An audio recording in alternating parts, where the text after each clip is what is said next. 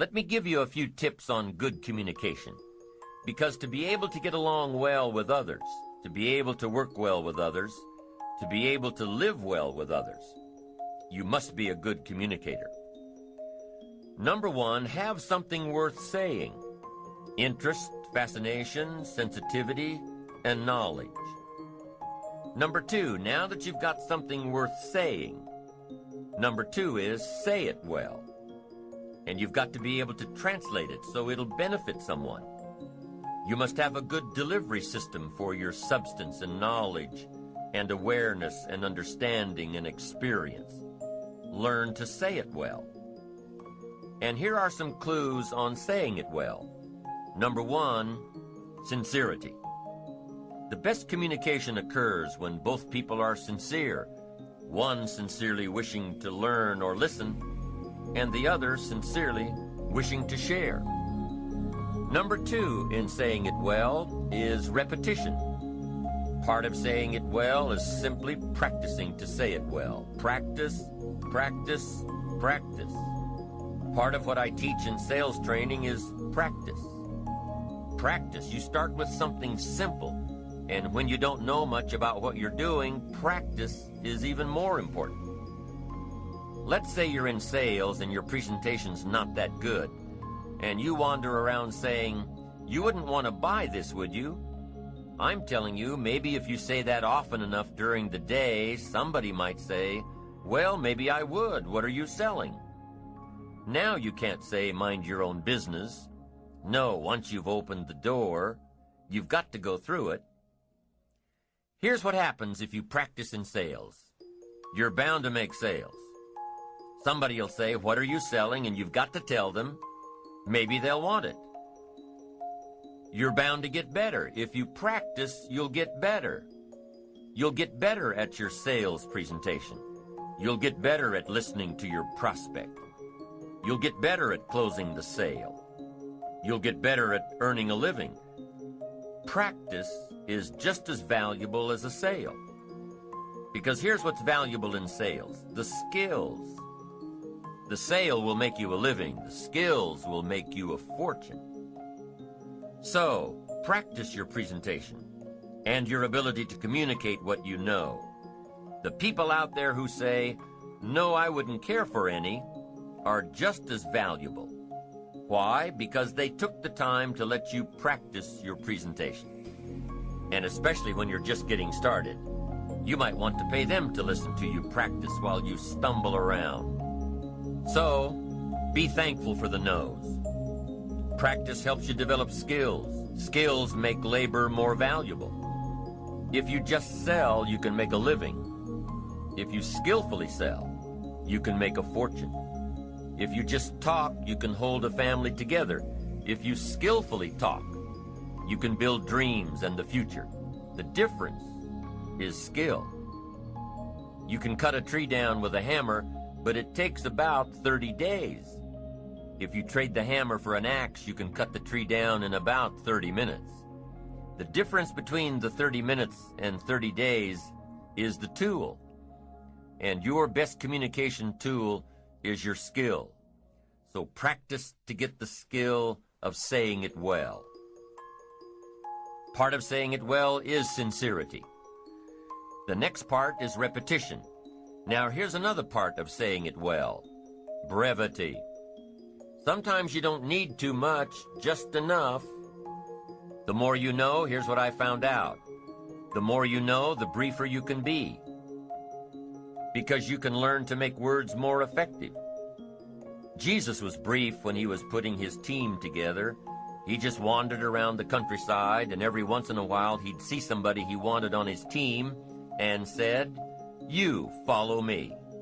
Now that's short. That's brief. Now, why could Jesus be so brief and yet be so effective?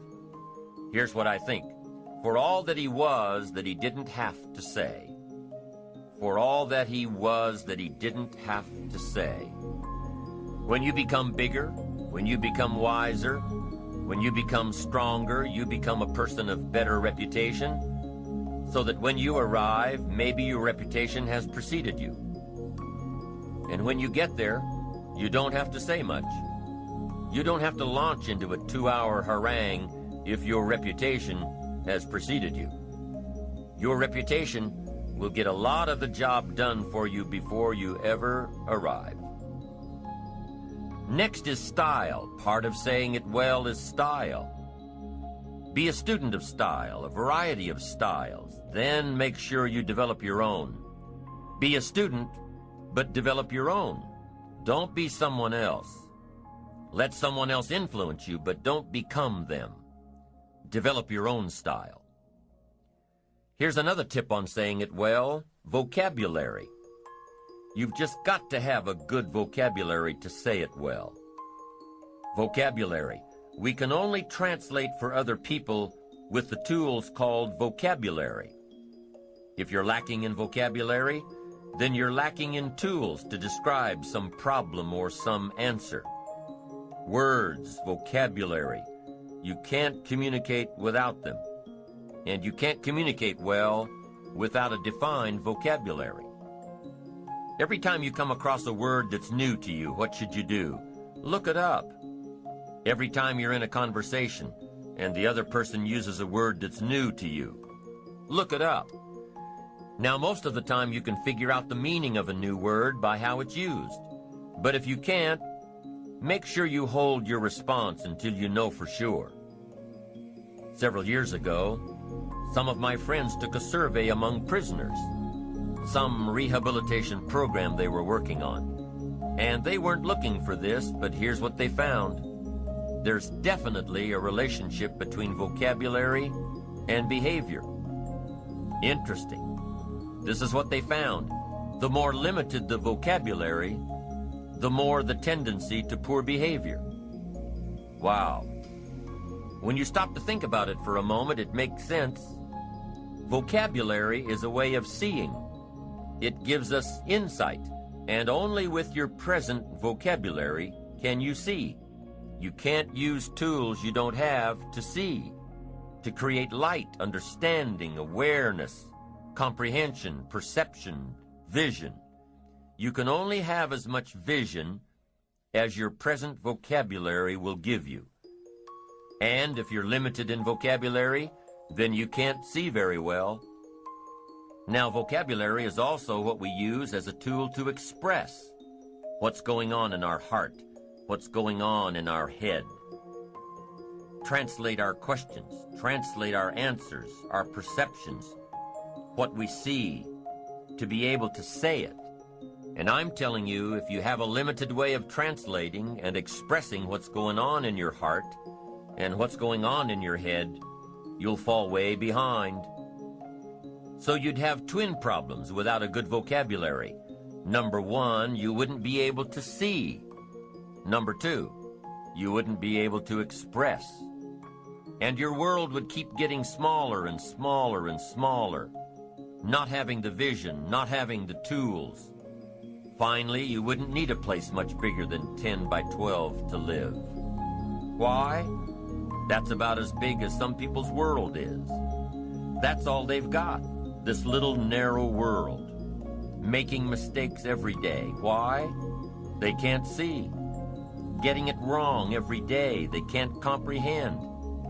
They can't understand. No tools with which to translate. For good communication, number one is having something good to say. Number two is saying it well. And number three is reading your audience. You've got to read what's going on between you and the people you're talking to. Should you say what you're saying a little softer?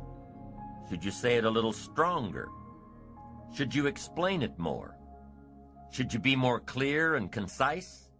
Should you quit? A lot of the decision-making that's going on during a conversation with someone depends on how well you can read, how well you can tell what's going on in the minds of those you're trying to reach. Doesn't matter if you're looking into the face of a child or the face of a colleague or 1,000 faces in an audience. You've got to read what's going on. You've got to pay attention. So let me give you some ways to read. The first one is you've got to read what you see. You've got to read what you see. Search the face of a child and see if you're coming across. See if they look perplexed. See if they're getting it. See if they can't get it. Body language tells us a lot. Look at how the people you're talking to are sitting, what they are doing with their hands, their eyes. A guy's got his arms crossed, legs crossed, chin tucked down and frowning. You've got your work cut out for you. This guy's not going to be easy to reach. The lady's standing up from behind her desk. You've got to hurry. She's not going to listen to much more. You've probably got to pick up the pace and get down to it. So the first one is read what you see. Here's the second one. Read what you hear. You've got to be a good listener to be a good communicator. Get some feedback. Listen. To be a good parent, you've got to be a good listener. To talk well, you've got to listen well. That's so valuable. Get the feedback. Now what you hear may help you change gears. Be a little stronger. Be a little softer. Find a different illustration. This one isn't working. Search for another way to say it. Become sensitive to someone else's words. Not just by preparing to talk when the other person's through. Listen. Pick up those signals that the feedback of words gives us. Now, here's the third way to read your audience, and that is to read how you feel. Emotional signals. You've got to learn to pick those up. Pick up those feelings. Women just seem to have this part built in. Men can learn it, but women haven't. Woman says it doesn't feel right. Just doesn't feel right. Man says, what does that mean? It doesn't feel right. She says it's something. He says something, something. What is this something? She says, I'm telling you, something doesn't feel right. Now, men can learn it, but women haven't. Learn to read your emotion. Learn to read what others are feeling so you can adjust your communication, so you can adjust your approach, so you can get your message across, so you can communicate well.